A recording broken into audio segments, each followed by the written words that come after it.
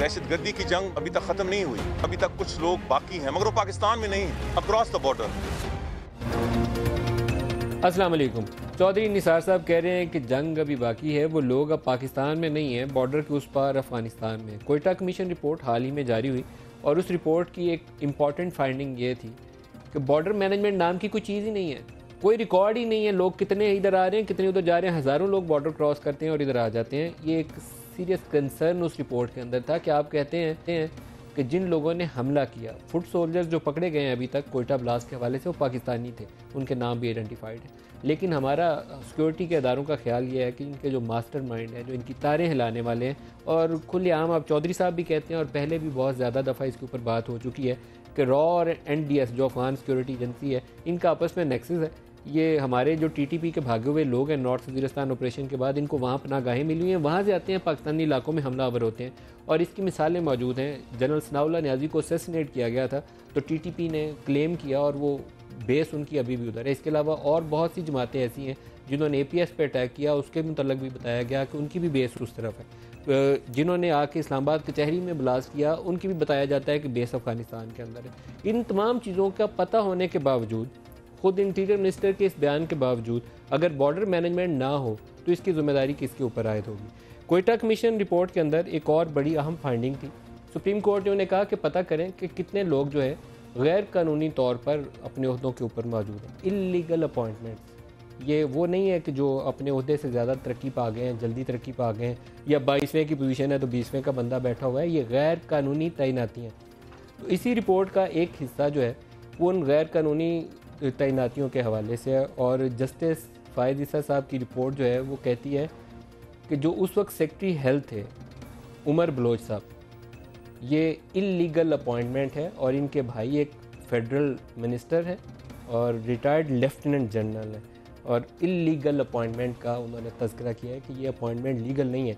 Chief secretary से भी उन्होंने पूछा तो चीफ सेक्रेटरी ने कहा हाँ जी मैंने तो मना किया था, लेकिन CM साहब ने कहा तो लगा दिया।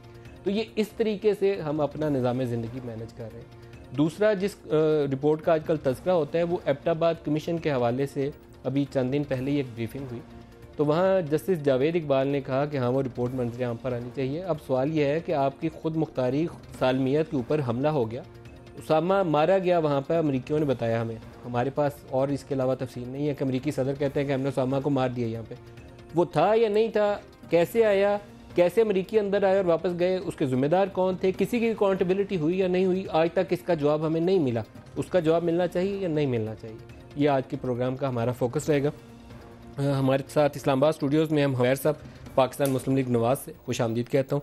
इसके अलावा डॉक्टर आरिफ अलवी साहब PTI से हैं और सईद गनी साहब पाकिस्तान पीपल्स पार्टी से, दोनों मेहमान कराची स्टूडियो से हमारे साथ शामिल हैं, दोनों को खुश आमदीद कहता हूँ।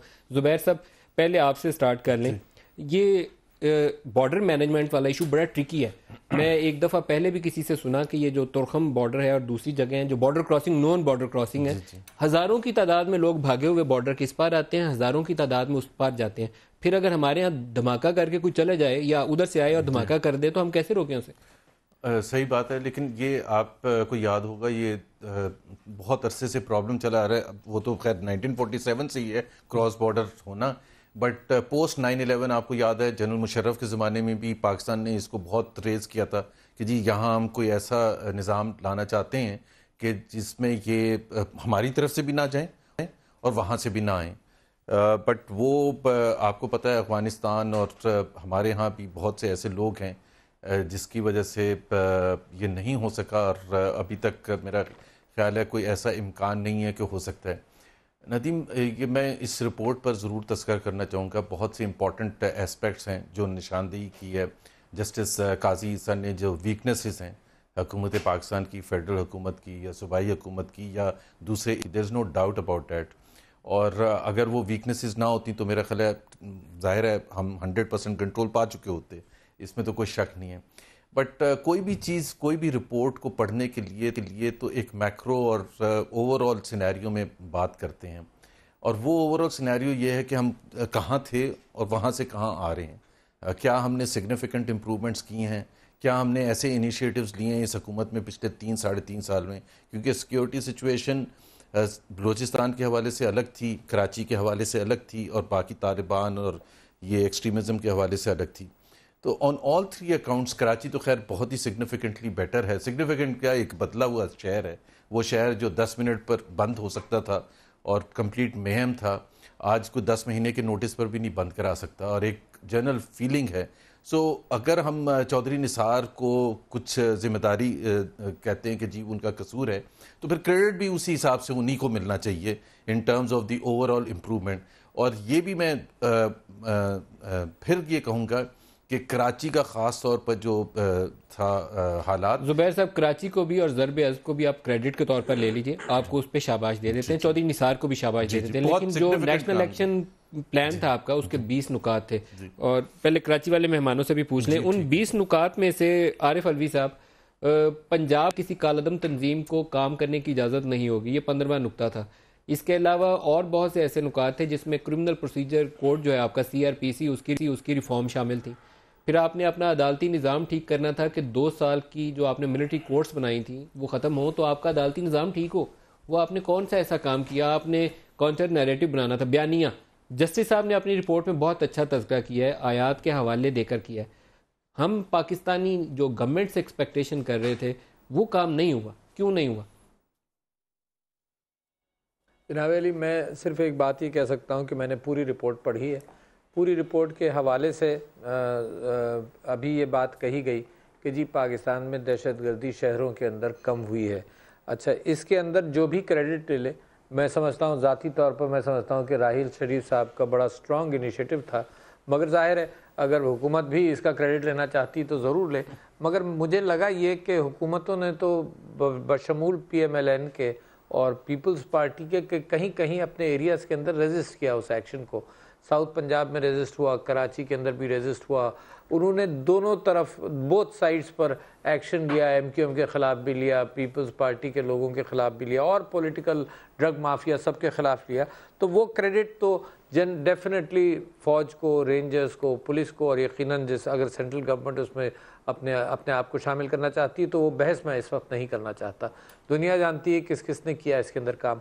मगर ये जो रिपोर्ट आई है काजी फाइज ईसा साहब की, इसके अंदर चौधरी निसार साहब ने पहले कि जी हमसे पूछा नहीं गया, सारी रिपोर्ट मैंने पढ़ी, उसमें सेक्रेटरी इंटीरियर ख़ुद खड़ा होकर सारी चीज़ों का जवाब दे रहा है मुख्तलिफ़ चीज़ों पर कि भाई 2 ऑर्गेनाइजेशंस को हमने बैन करने के लिए कहा था गवर्नमेंट बलूचिस्तान ने, तो बैन क्यों नहीं हुई?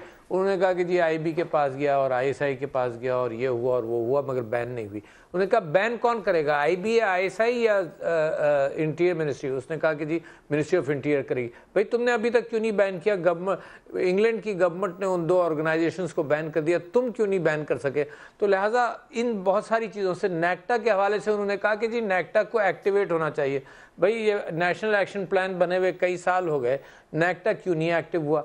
फिर आपने बिल्कुल सही फरमाया, और जब भी मेरी आपके साथ ये टेलीविज़न पर गुफ्तगू होती है, मैं ये कहता हूँ कि असल इशू काउंटर नैरेटिव है, बहुत बड़ा इशू। देखिए, एक तो फ़लसफियाना लेवल पर आप मुकाबला कर रहे हैं उन थॉट प्रोसेसेस का जिसकी बुनियाद पर ये रिक्रूटमेंट होता है, और दूसरे ये कि जब ये रिक्रूट होते हैं फिर कहाँ ट्रेनिंग करते हैं, कहाँ वो माहौल है रिक्रूटमेंट का, फिर किस रास्ते से वो असला पकड़ते हैं, फिर कहाँ ये असला इस्तेमाल करते हैं। तो ये बहुत सारी कड़ियाँ हैं जिनको हर कड़ी को हल करना चाहिए, मगर काउंटर नैरेटिव अगेंस्ट टेररिज्म के बगैर तो आप तो जहाद आपने शुरू ही नहीं किया।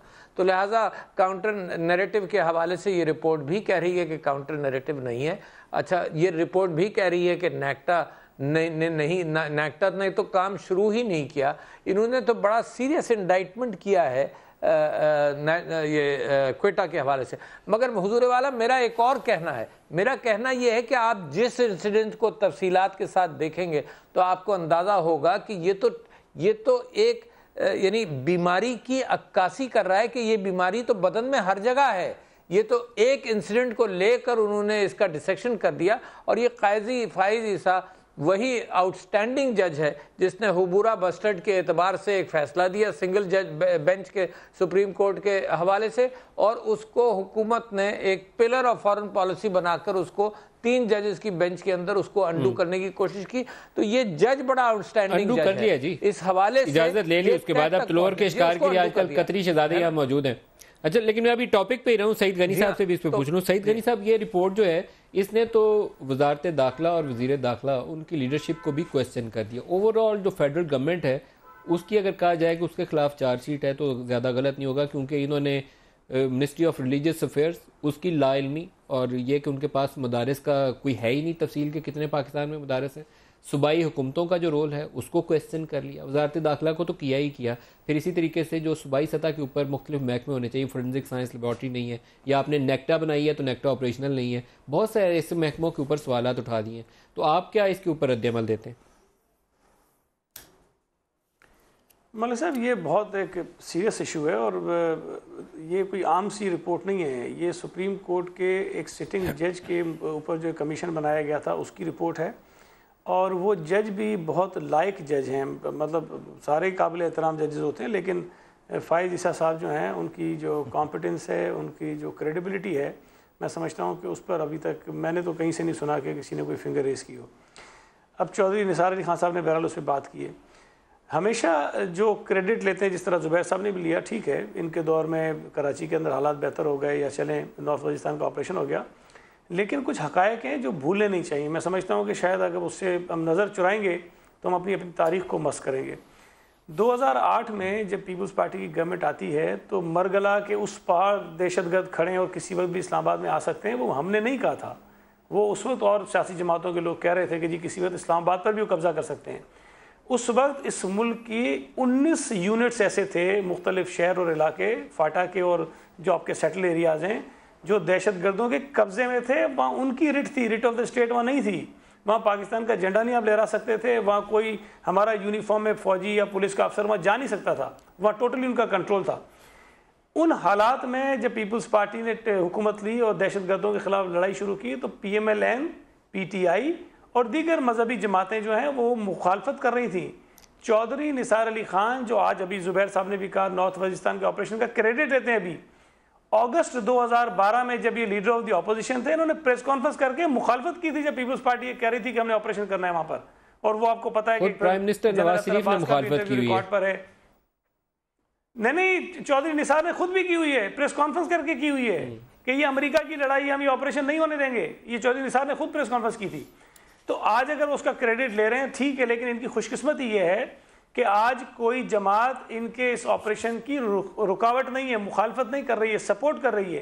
पीपल्स पार्टी की बेशुमार इनसे लड़ाइयाँ हों, लेकिन दहशत गर्दों के खिलाफ अगर लड़ाई की बात करें तो हम इनसे 4 कदम आगे जाकर उनसे सईद गनी साहब, मुखालफत तो करनी नहीं चाहिए। पाकिस्तान की बका इसमें है कि यहाँ से जितने रेडिकल आउटफिट्स हैं ना, मुसल्लह जत्थे, उनका खात्मा यकीनी बनाएगा। हाँ, ये दुरुस्त है बात आपकी, ये दुरुस्त है, ऑन रिकॉर्ड की हुई है, प्राइम मिनिस्टर नवाज शरीफ ने देखें।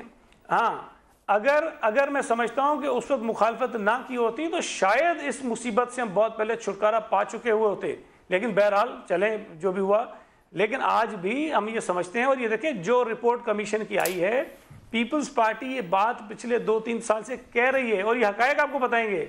दहशत गर्दी का इस मुल्क में जो बड़ा वाकया हुआ मुस्लिम लीग नून की हुकूमत में जब चौधरी निसार वजीर दाखिला थे, मुझे बताइए किस वाक़े के बाद फौरन निसार अली खान साहब मीडिया के सामने आए और उन्होंने चैलेंज किया हो दहशत गर्दों को, उनके खिलाफ कोई बात की हो। ये गायब हो जाते हैं 3 दिन 4 दिन तक।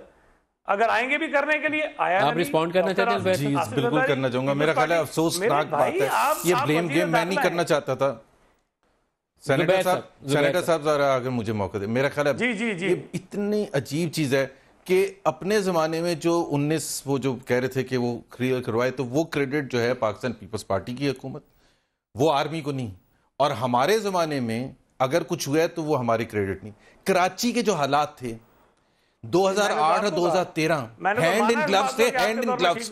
और सुप्रीम कोर्ट का अब ये कहेंगे कि नहीं, काजी ईसा जो हैं वो बहुत अच्छे जज हैं, लेकिन जो कराची के बारे में इंडिक्टमेंट दिया था सुप्रीम कोर्ट ने, जिसमें ये कहा था कि टेररिस्ट ऑर्गेनाइजेशंस हैं इनकी, जिसमें पाकिस्तान पीपल्स पार्टी ऑब्जर्वेशन थी, जिसमें MQM तो था ही शामिल और शायद जमात इस्लामी भी था।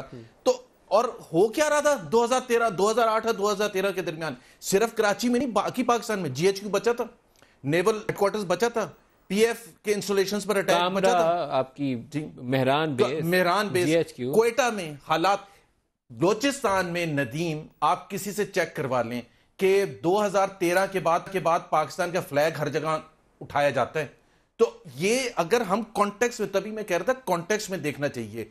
और ये अगर ये जो हमें कहते हैं, वो तो जनरल राहिल शरीफ, भाई जनरल राहिल शरीफ पाकिस्तान आर्मी के सरबराह थे और वो पाकिस्तान की हुकूमत का हिस्सा हैं, तो ये कोई अलग अलग बांटने की जरूरत नहीं है कि ये उसका हिस्सा था, ये इसका हिस्सा था। मेरा ख्याल है पीपल्स पार्टी के जमाने में सफात ऑपरेशन हुआ था, that credit goes to Peoples Party, you have to. और अगर सेनेटर साहब ये कह रहे हैं कि तमाम सपोर्ट कर रहे हैं, तो ये भी लीडरशिप का ही कमाल होता है कि आप तमाम स्टेक होल्डर्स को साथ लेके चलते हैं। तो उसका बिल्कुल Peoples Party has always been against terrorism. और एक चीज जो दरमियान में रह जाएगी, आप अपना क्रेडिट जरूर लीजिए, दोनों जमातें, आपको जाना चाहिए। पाकिस्तान का 2013 में इंटरनेशनल पब्लिकेशंस के हिसाब से, एक सेकंड में बता दूं, पाकिस्तान का security situation was an existential threat to the country, it is no more, no more. कितने वाकयात हैं जिनकी अकाउंटेबिलिटी की उसके बाद? एपीएस से शुरू कर लें, मेहरान बेस आपने तस्करा किया, कामरा बेस, जीएचक्यू, कितनों की हमने। और दूसरी बात की देखें, हाँ बिल्कुल से बहुत अच्छी बात की है। देखें, हम ब्लेम गेम में जाए ना अगर, तो कभी कभी बात होती है एपीएस की, किस शहर में हुआ था, कौन सी जेल ब्रेक हुई थी, उसकी कोई है, कोई जवाबदेही इन्होंने किया है? तो मेरा ख्याल है ये सबकी रिस्पॉन्सिबिलिटी है, कलेक्टिव रिस्पॉन्सिबिलिटी है। फेडरल हुकूमत का सबसे ज्यादा शेयर बनता है फेलियर का, लेकिन प्रोविंशियल हुकूमतें उतने ही रिस्पॉन्सिबल हैं। इन्होंने कोई ऐसा कमाल नहीं किया हुआ कि अमेरिका से लोग आके देखना चाह रहे हैं कि केपीके में क्या इंतजाम हो गए या सिंध में क्या इंतजाम हो गए।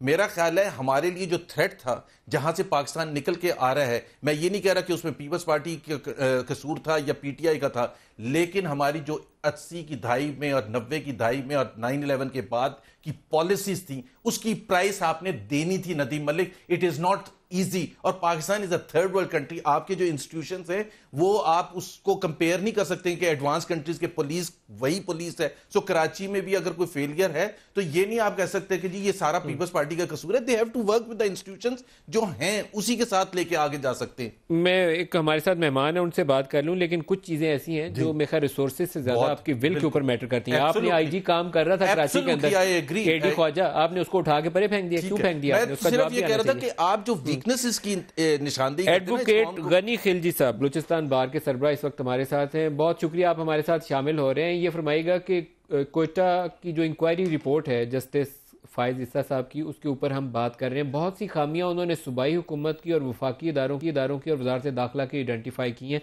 आपका रद्दमल जिसमें बलूचिस्तान के वकला की बड़ी तादाद शहीद हो गई। जी बिल्कुल, ये रिपोर्ट यहाँ पर तकरीबन एक महीना मतवातर चला रहा, बाकायदा एविडेंस रिकॉर्ड होता रहा, टोटल फेडरल सेक्रेटरीज पेश होते रहे हैं और उसके बाद ये रिपोर्ट को अपनी शक्ल दे करके उसने पेश कर दिया। काजी फैज इस्सा की इस रिपोर्ट में पाकिस्तान का मुस्तकबिल बिल्कुल इसमें निशानदेही की गई है कि पाकिस्तान का मुस्तकबिल अगर ये चीज़ें ना हो तो इंशाल्लाह हमारा मुस्तकबिल बहुत शानदार रहेगा। बात यह है कि रिपोर्ट में ये चीज़ बहुत वो है कि मैंने जब उसका प्रेस कॉन्फ्रेंस सुना इंटीरियर मिनिस्टर साहब का, उसने बहुत अजीब बात की कि मैं तो पेश नहीं हुआ हूँ। ये ऐसी अजीब बात है कि आपको फरीक बनाया गया, आपका नुमाइंदा फेडरल सेक्रेटरी पेश हुआ है, वो फिर कहते हैं कि मैं पेश नहीं हुआ हूँ। आप जात की बात नहीं है, शरीफ निसार की जात की बात नहीं है, ये एक पॉलिट ब्यूरो का हिस्सा है कि आप मिनिस्ट्री की बात है, आप मिनिस्ट्री का बिया पर आपका सेक्रेटरी पेश होता है। उसे टोटल बात यहाँ पर टोटल उसका विटनेस एज ए विटनेस आया है, या आपने उसने मौक़िफ़ रखा हुआ है और वहाँ इस पर क्रॉस एग्जामिनेशन किया गया है या वकला ने भी सवाल किए उस पर, और यहाँ उसको ये बात आपकी दुरुस्त है। जस्टिस साहब ने हर सवाल का जवाब जो है वो मुतलका अफसरान से लिया है और वफाकी जो सेक्रेटरी दाखिला हैं उनसे भी तमाम सवालात के जवाब लिए गए हैं और इस रिपोर्ट का हिस्सा है, रिटन डॉक्यूमेंट है, कोई ऐसी ज़बानी जब बात नहीं है कि जिसको डिनाई किया जा सके।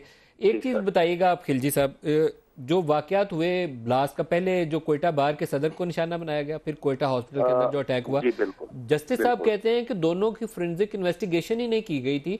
वो जब उन्होंने रिपोर्ट तरतीब देनी शुरू की तो उन्होंने पंजाब से फोरेंसिक जो लैब है उससे लोग बुलवाए और वहां से एनालिसिस शुरू किया, जिसके नतीजे में कुछ लोगों को आइडेंटिफाई किया गया। लेकिन उससे पहले बलूचिस्तान हुकूमत ने फोरेंसिक एनालिसिस करवाना जरूरी नहीं समझा। ये कैसी बात है? ये कैसा क्राइम सीन था कि जिसकी फोरेंसिक इन्वेस्टिगेशन ही नहीं हुई? 100% बिल्कुल सही कहा है। जब तक यहाँ पर ये कमीशन नहीं था तो इस किस्म का इन्वेस्टिगेशन में कोई भी पेशरफ नहीं हुआ था, और न ही यहाँ पर हुकूमत ने गवारा किया कि जो बेसिक इन्वेस्टिगेशन होता है, जो ऐसे बड़ा वाकयात का जो इन्वेस्टिगेशन होता है वो प्रॉपर तरीके से होते हैं। जैसे कि कमीशन ने उसके बाद ये सारा टोटल कार्रवाई की और उस रिपोर्ट में उसको बयान भी किया गया है। हम ये कहते हैं कि सूबाई हुकूमत जो यहाँ पर मौजूद है, हमारी जो सूबाई हुकूमत है, उसने बिल्कुल लापरवाही की इस चीज़ में। वो लापरवाही के मुरतब है इस टाइम। उसने ये बात यहाँ पर ये भी नहीं गवारा किया कि इन्वेस्टिगेशन होता किस तरह है, वेदर आपके पास एक्सपर्ट्स नहीं है, वेदर आपके पास, फिर आप पूछ लें, आप लोगों को बुला लें, आप लोगों की राय ले लें, आप बाहर से लोगों को बुलाएं। हमें तो, मैं साफ बात करूँ, कमीशन से पहले तो हमें कोई ऑनबोर्ड ही नहीं कर रहे थे। कोई हमारे से, मैं बेसियत सदर हाई कोर्ट बार मुझे बुलाया नहीं गया था कि भैया मैं करना क्या है। मैंने 10 दफा बात की कि भाई आप इन्वेस्टिगेशन किस न्यूज पर है, आप इन्वेस्टिगेशन कैसे कर रहे हैं, हमें ब्रीफ नहीं दिया जा रहा था। ये कमीशन वाहिद कमीशन है पाकिस्तान में। मैं खुल करके ये बात करता हूँ कि पाकिस्तान में वाहिद कमीशन है जो कि नजर आम पर इसकी रिपोर्ट आ गई और टोटल पाकिस्तानी आवाम की दस्तक में है। अच्छा, एक ब्रेक खिलजी साहब करीब आ रही है, अगर ब्रीफली मुझे बता दें, इस जगह पे गैर तैनातियां, इलीगल अपॉइंटमेंट्स, वो कहते हैं सेक्रेटरी हेल्थ की तैनाती गैर कानूनी थी, कोई किसी है ही नहीं इस सरकारी कैडर में, ये जो गवर्नमेंट कैडर्स होते हैं उसमें फॉल ही नहीं करते, उनको सेक्रेटरी हेल्थ लगाया हुआ है जो एक फेडरल मिनिस्टर के भाई हैं। बिल्कुल उमर बलोच साहब, बिल्कुल जो सुप्रीम कोर्ट का जजमेंट 2013 का आया हुआ है, उस जजमेंट में क्लियर कर देगा कि एक कैडर का आदमी दूसरा कैडर में बैठ नहीं सकता है। इसके अलावा फिर रिव्यू सिंह हुकूमत ने लगाई थी, उस रिव्यू में फिर ये फैसला किया गया कि ये बहुत गलत है कि एक आदमी पर, ये लोग यहाँ पर इशू कुछ और बनाया गया है, इशू इस तरह बना कि ये इसने भी पीसीएस किया हुआ है, इसने भी वो। फिर हमने कल भी हमारी यहाँ पर बलूचिस्तान में एक सीपी लगाई गई थी, यहाँ पर एओज ने, यहाँ पर जो प्लानिंग में जो भर्तियां हुई थी 2001 में, उसने यहाँ पर एक सीपी लगाई थी। सुप्रीम कोर्ट के आर्डर के बावजूद एक सीपी यहाँ पर लगाई गई है। वकील साहब आए, उसने कहा कि भाई हमने तो पीसीएस किया हुआ है। डिबेटेड में हम ये कहते हैं कि पीसीएस तो एक टीचर भी करता है। अगर आप टीचर को डीसी बनाते तो कैसे चलाएगा? लिहाजा कैडर होता है, कैडर ये खिलजी साहब, मेरे पास ब्रेक करीब आ गई है। एडवोकेट गनी खिलजी साहब बहुत साथ शामिल हुए, एक ब्रेक ले लें, ब्रेक से वापस आते हैं तो मेहमानों से बात करेंगे हमारे साथ।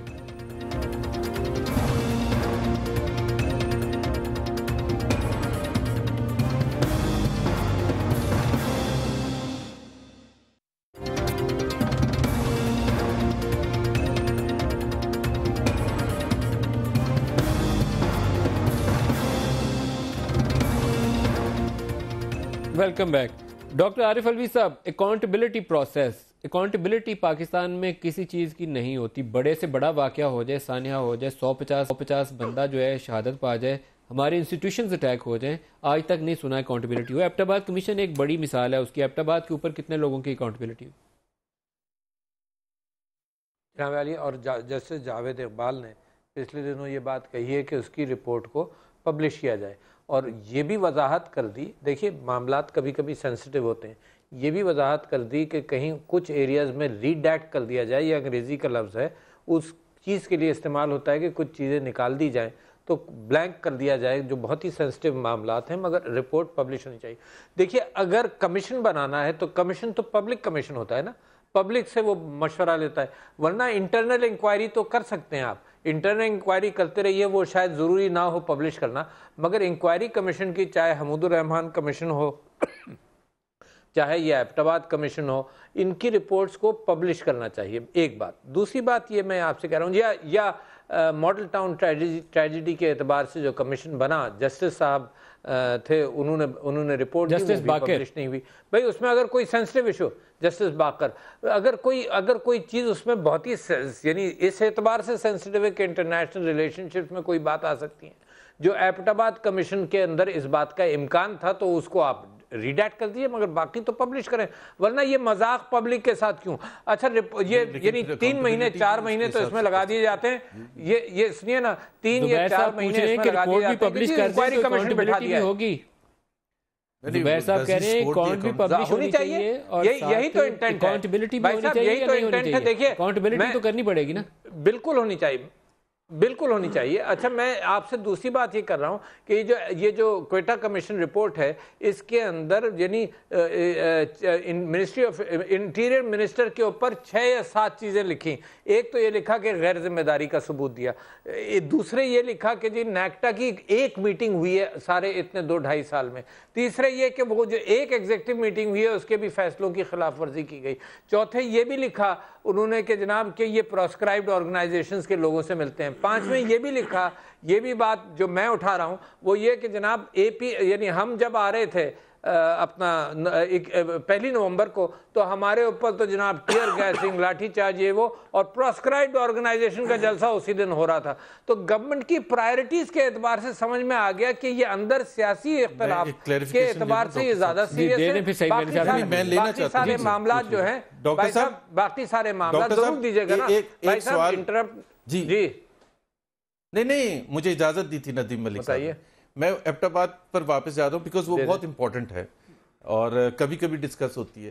तो आप अच्छा, मैं जुबैर साहब मैं आपसे एक बात अर्ज कर दूं, आप यकीनन एबटाबाद के पर जाइए। जब हम एबटाबाद की बात कर रहे थे तो आप कह रहे थे कि जनाब पाकिस्तान मुस्लिम लीग ने यहाँ काम किया, कराची में ये किया, वो किया। अब पूछ लीजिए, ये जुबैर साहब पूछ रहे हैं कुछ आपसे, पूछ लीजिए। मैं ये कह रहा था कि अगर आप कह रहे हैं कि you are in favour of accountability, तो आपको एहसास है कि अकाउंटेबिलिटी किसकी होगी और आप सपोर्ट करेंगे?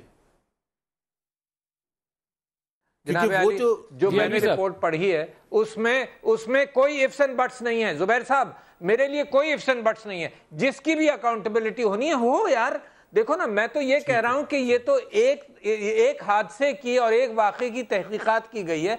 मैं तो आपसे ये कह रहा हूं कि हुकूमत के सारे इदारे इसी तरह से, मेरा ये क्लेम है। अच्छा, सईद गनी साहब से इसका जवाब आप किसी चीज को देख लें उठाकर।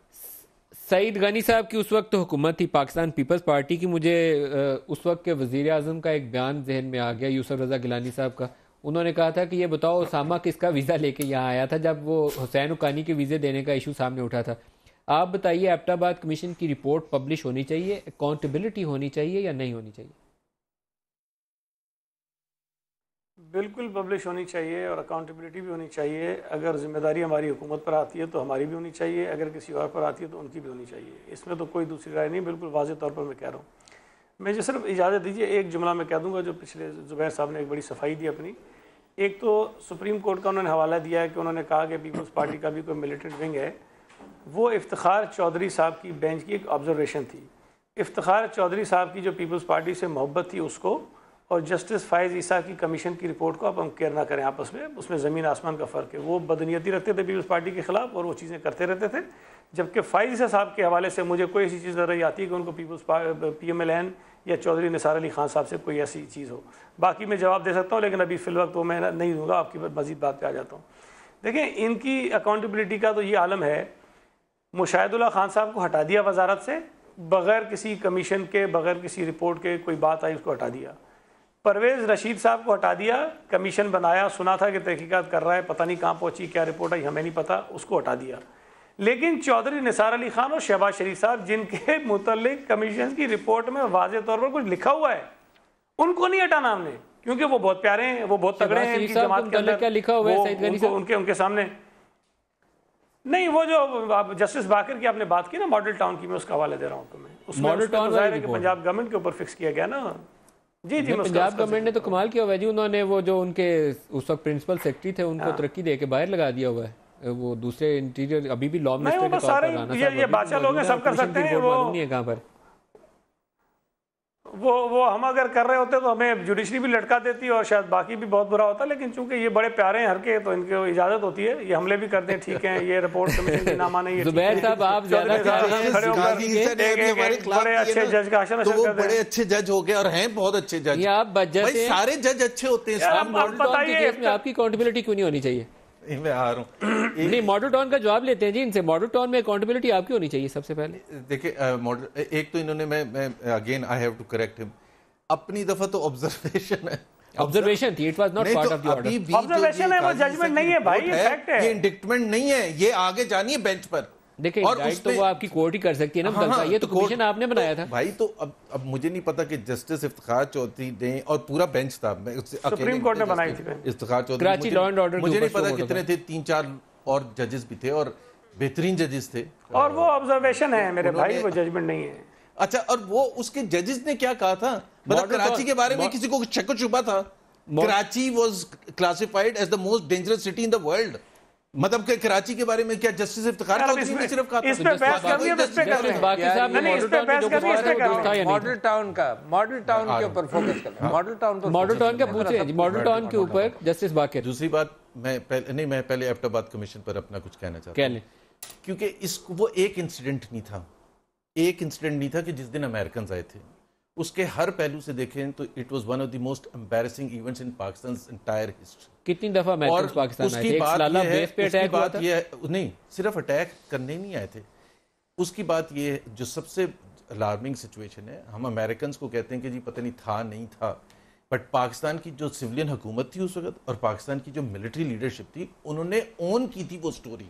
बिल्कुल, जो अमेरिकन की जो स्टोरी थी बिल्कुल ओन की थी, उसमें कोई इफ्स एंड बट्स नहीं लगाया था। मुबारक दी थी पहले दिन, मुबारक दी 4 दिन की 4 रुकनी जो सरदारी साहब ने शायद आर्टिकल भी वॉशिंगटन पोस्ट में छपा, विद इन 24 आवर्स आर्टिकल भी लिखा था। या आपको इतना 24 आवर की बात क्यों खास तौर पर मेंशन करनी पड़ी? आप भी उसी कैटेगरी में शामिल है जिनको शक है कि जरदारी साहब ने आंख मारी थी कि ठीक है आज अटैक कर लो? नहीं, मैं ये नहीं कह रहा, बट उन्होंने आर्टिकल भी लिखा था उसको जस्टिफाई आपने विद इन 24 आवर्स को क्यों हाईलाइट किया था ना? वो उसकी इंपॉर्टेंस थी ना, सिग्निफिकेंस थी, not after months of thinking, with in 24 hours या विद इन 48 आवर्स आर्टिकल आया। देखिए, आपने वो नुक्ता उठाया है जो हमेशा लोग उठाते थे जरदारी साहब को ब्लेम करने के लिए कि इन्होंने पहले से वो एडिटोरियल स्पेस बुक करवाई हुई थी, इधर अटैक हुआ, सारी article. I don't agree with that, I am not suggesting that at all. ठीक है, क्योंकि मेरे पास कोई ऐसा इंडिकेटर नहीं। ये अच्छा कि आपने वजाहत कर दी, क्योंकि 24 घंटे की बात जो थी आपने खास जोर दिया। मैं सिर्फ ये कहता कि पाकिस्तानी अवाम जब ये अमेरिकन झूठ बोल रहे हैं, तो हमारी लीडरशिप के पास क्यों ऐसा मौका नहीं था कि वो उसको ओन ना करते? बल्कि general Kayani went around the entire cantonments in Pakistan pacify करने के लिए यंग ऑफिसर्स को, कि चूंकि एक बात ये थी ना कि 8 या 7 साल से उसामा बिन लादेन एक इतने सेंसिटिव एरिया में रह रहे थे, और या तो हमें नहीं पता था, और अगर पता था तो क्यों हमने रखा हुआ था, और फिर उसके बाद ऑपरेशन हुआ। ब्रेक ले लें, ब्रेक से वापसी पे और बात करना चाहिए।